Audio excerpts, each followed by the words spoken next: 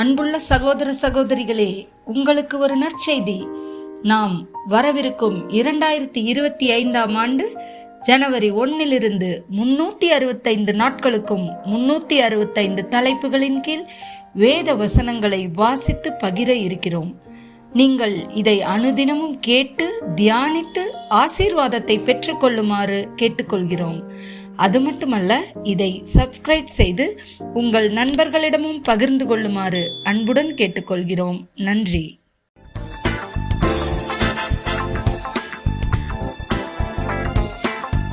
இன்று நாள் 8. தலைப்பு போதை. 1 கொரிந்தியர் 3:16-17.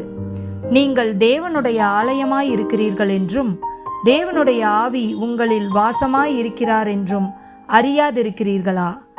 ஒருவன் தேவனுடைய ஆலயத்தை கெடுத்தால் அவனை தேவன் கெடுப்பார். தேவனுடைய ஆலயம் பரிசுத்தமாய் இருக்கிறது, நீங்களே அந்த ஆலயம். 1 கொரிந்தியர் 6:12.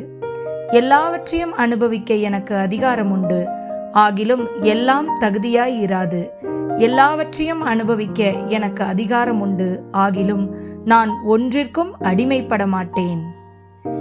2 பேதுரு 2:19. தாங்களே கேட்டுக்கு அடிமைகளாய் இருந்தும் அவர்களுக்கு சுயாதீனத்தை வாக்குத்தத்தம் பண்ணுகிறார்கள்.